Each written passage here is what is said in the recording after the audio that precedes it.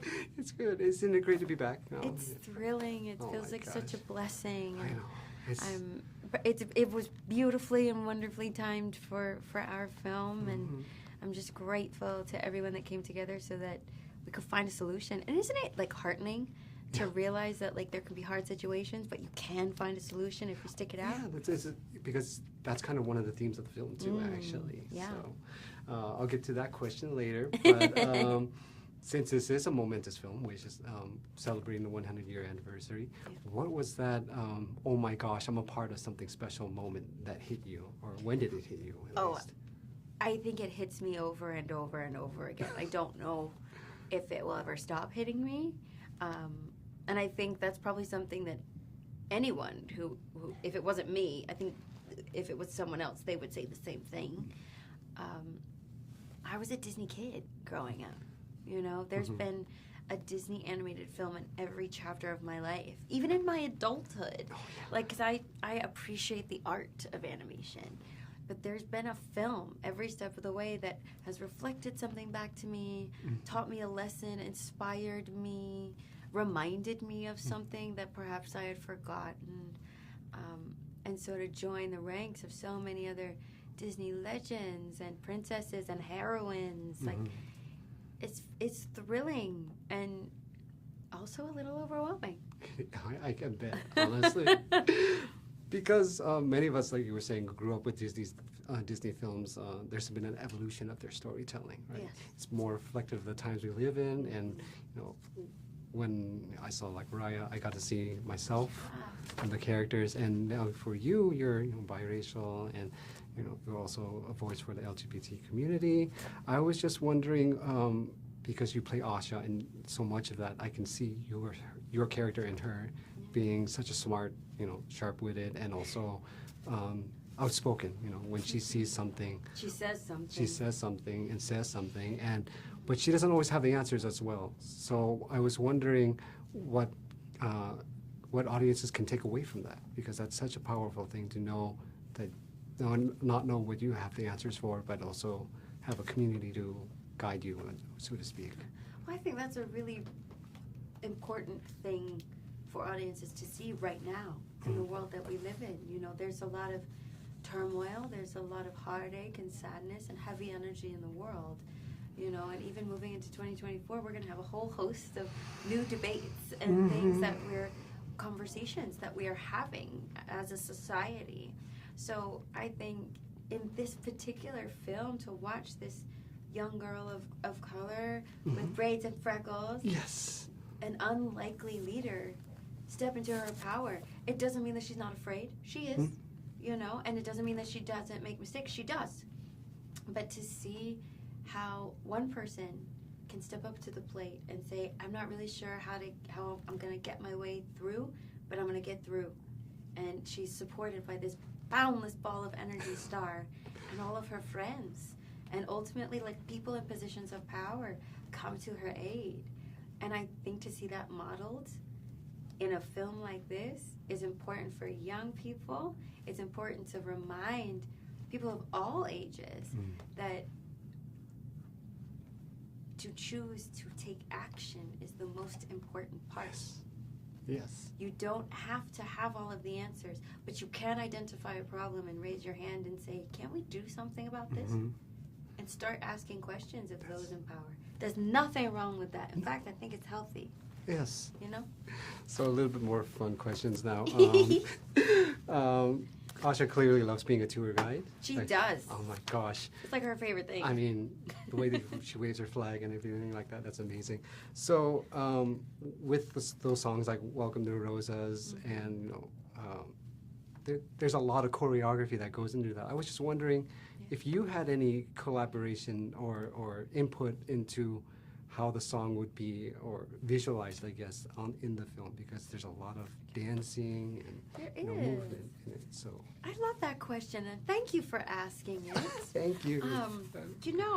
What I can tell you is I am aware that a lot of like the recordings of me in the booth definitely inspired a lot of Asha's movement and her facial expressions, and even the way I talk with my hands, which you can see I talk with my hands. Yes. She has many of those attributes, and because I'm so free in most things that I do, can't help myself. If I hear music, I start dancing. So I did tell that was very helpful to our animators. But what I really appreciated was they brought in like a specialty, I believe it was a flamenco choreographer, to, you know, kind of help with the accountability and bring even more authenticity to the choreographic moments in Welcome to Rosas.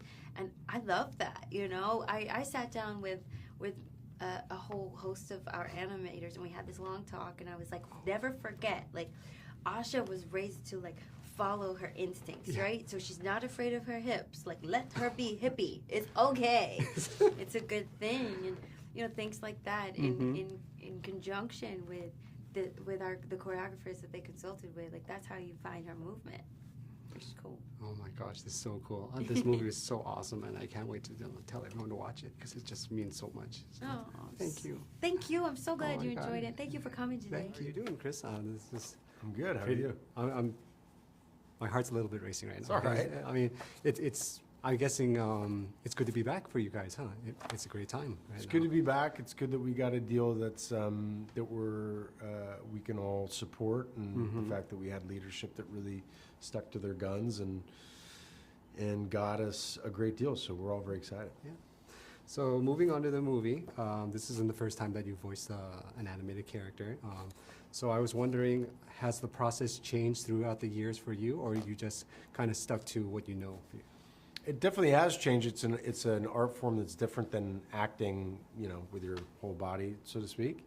I think I've gotten more comfortable with it, and also, you know, I get to play the bad guys now, which gives you a lot more range of things to play. You can really use all of the instrument. So that was kind of leading up to my next question about your song. You know, this is the Thanks I Get. Parts of it feels like, and Jennifer Lee kind of joked that it's an anthem for parents, I guess. So I was wondering, do you see This Is the Thanks I Get as a villain song or as a anthem for parents? Anthem for parents.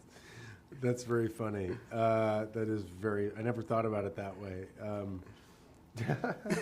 Yeah, maybe it is an anthem for parents, sure. Bit of catharsis. But yeah, because Lisa, you clean up your mess, and yeah, right, you know, I hear you then, and everything. Yeah, right. That's all the things I get. But So going back to the villain thing, I imagine that it's kind of fun to play someone who's so villainous, but also kind of was benevolent and kind of got corrupted because absolute power corrupts. So when he meets Asha, you know, he was challenged by her. What can you talk about playing such a nuanced villain who is not just like wants to rule the world or something like that? It was just great writing on Jennifer Lee's part, and I was so thankful that they gave me a fun, dynamic character to play with different colors. I think they make more interesting bad guys, people that you can maybe empathize with or see yourself in instead of just mustache twisty, super evil villains. So a lot of it had to do with the writing and the directing. That was, you know, I just kind of came in and put voice to what was already done. And what was it like for you to work with Jennifer Lee again, because you had worked with her, at least used the script with Wrinkle in Time, and then she wrote that. So. I mean, we never worked together, so this is what's nice about this process is, and it makes voiceover acting so different, is that you have your voice editor, you have your script writer, your screenwriter, the two directors, and they're all kind of there directing you and helping you shape the thing. So it was a much more collaborative experience, and she was fantastic. That's great. So what goes into a good recording session? Because I imagine I hear all these stories where they just can go in whatever they want to wear, sort of thing, or just be kind of off the cuff during like later times, so like improv. So what is it like for you? What's the key to, I guess? Oh, the key is good writing. The key is the freedom to explore. The key is collaboration. The key is really more opportunities. It's a just like film. It's a system of editing. You know, we don't really make our performance. We give a performance that's then made and shaped by other people. So you have to have really good editors, and you have to have really good directors making these choices. So the freedom to do as many different versions of a line as possible, so they have as many different colors to paint their picture, that's what makes it the best. Okay, and then I guess my last question would be, what were your efforts like? You know, all the grunting, all the like huffing and My puffing. least favorite part of voice acting, I think they should just have basically a terabyte full of all of the grunting I've ever had to do in ADR for every single film I've ever done.